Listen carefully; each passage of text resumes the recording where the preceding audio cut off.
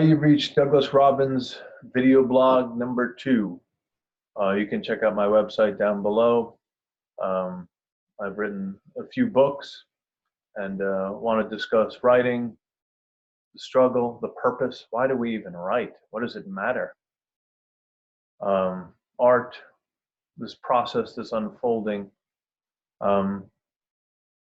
So I guess I would first start with, why do we write? I mean, what's the point of it? What are our lives without it? I have a job, to be honest with you, that pays the bills. Writing has not paid the bills as of yet. And for many years, it has really caused me anguish, living this dualistic life, this struggle, or it seemed to be a struggle.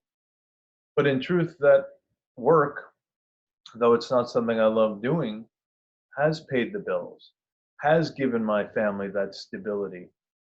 I always thought I was at odds with it, that the writing was at odds with it. If I only had more time, well, I have plenty of time to write. You can always find that time to write, an hour, 2 hours a day. To say otherwise is an excuse of why you're not writing. I have a family, I have bills, I have all of that. But what would the world be without writing or art? What if we were just these worker ants that, what's the point? And we've sealed off that sacred space. Long time ago, I wrote a book that no agents would read. Nobody seemed to care. I had no money, and it was devastating to me. And I sealed up that sacred space, that writing, from wherever these stories, this divine truth that we all kind of are dying to live in. And I was so lost, and I thought, well, if writing isn't my thing, there must be millions of other things I could do. And they were all wrong. I was as empty and as lonely and as low as I could ever be. And then writing slowly came back to me. But the question is, what do we need art for? What do we need writing for?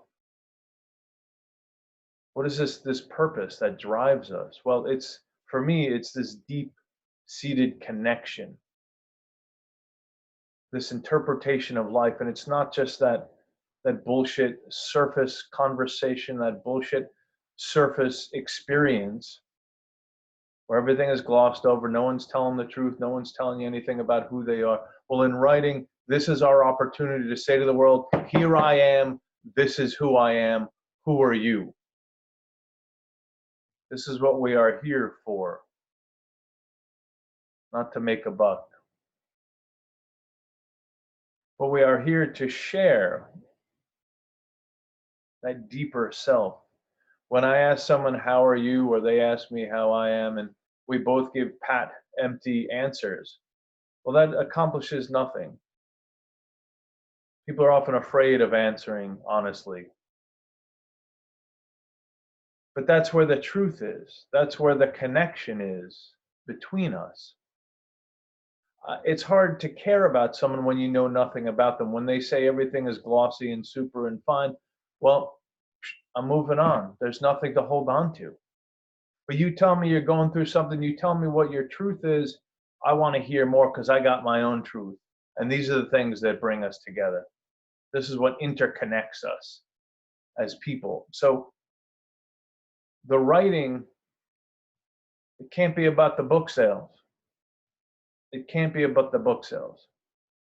That's not what love is. That's not what passion is. Though it's nice to get the book sales, I have some. I'd like to have a lot more. It's about bringing forth that truth that is sacred. Anything less than that, anything other reasons than that is a lie, and that's something we all have to pursue. So for years, and I didn't know this, I was looking for validation. I was looking for the world to tell me I'm okay. I was looking for the world to tell me I'm special, I'm worthwhile. But that's not for the world to tell me. They might say I'm great, they might say I'm terrible. And we can't change like that with the wind. We must have that foundation in place. And so we really need to ask ourselves, why do we write? Why do we care about nature? Why do we care about others? What is the truth that drives us? It is not simply to make a buck. And if it is, then you're in it for the wrong reasons. And it's tricky because we want to be valued. We all want to hear we are worthwhile and valued and praised. We have created something, we've put it out into the world. We want to hear that reciprocal good job. We want to hear that reciprocal I love you. Writing can be very dysfunctional. You put all this time and effort in, and you want to see some result. And I understand it can be crickets and it can be deadly painful. And the question of, well, why do I do this? And that's something you have to answer because I've had to answer it too. What is the driving purpose behind this? Is it simply to have my name in lights? Is it simply to make some money? Or is there some deeper meaning? In a sense, this sacred handshake between people is I see you and you see me, and we're all right. So you got to think, what is it you expect from writing or from your life, even from who we are? What is the purpose of what I do and who I am? If you don't have that writing and it doesn't matter, then you probably shouldn't write. But if you don't write and you have that aching inside, like a muscle that needs to be flexed, that you're screaming to be seen and heard, you should probably write. But you got to do it for you, because that's what this is about, is fulfillment of you. You know, we all have light and darkness in us, pains, struggles, joys, hopes. For years, I simply wrote from the pain, from loneliness, from the ache of life, from powerlessness.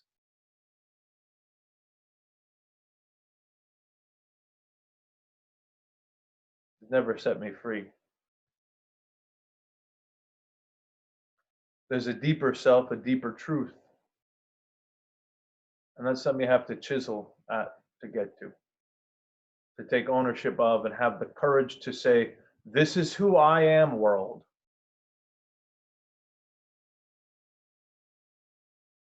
World's always trying to strip us,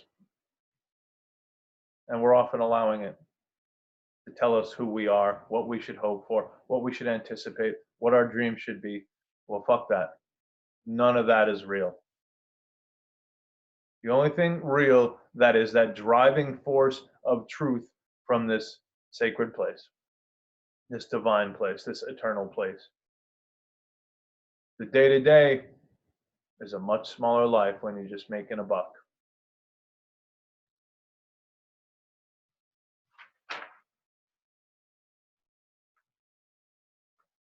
You know, often we're waiting for others to tell us it's okay to be ourselves, that we're waiting for the world to tell us it's safe to be ourselves. But the truth is, it's never been safe, and it's always been safe.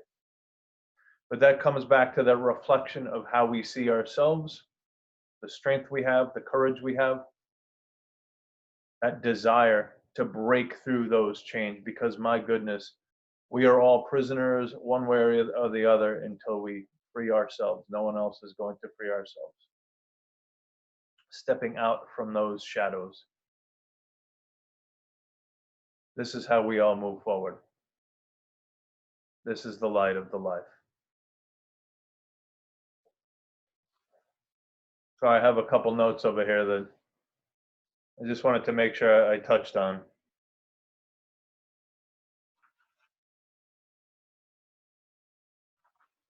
You know, to get back to that light for a second, or that struggle, we can all commiserate in the pains and the disappointments, sit around belly aching, and I've done more than my fair share. I can fill closets and rooms and basements filled with that stuck. personality, and it never served me. I thought it was somehow an answer to the questions, but it was the same question with the same answer. It seemed like I was moving forward by belly aching more about it, that someone would come save me from it. But the truth is, I was running in place like those cartoon characters, working so hard. I got to get there. I'm going to get there. Well, you don't get anywhere when you have the same scenario, the same thoughts, the same actions. You just rinse and repeat every day. And honestly, years go by. So, why do you write? Who are you as the person? Because I'm sure there's someone great that is trying to get out. Well, I guess that's it for me. None of us were here to be workarounds. We all seek integrity, or many of us do. Integrity, compassion, justice. That's why it's so hard to look at the political scape right now. Feels like it's all eroding, but we don't have to erode with it. We can stand in our truths. So keep writing, keep fighting for the beliefs, keep letting the sun and the light in. I wanted this to be more articulate. I hope it was okay. You guys have a great day.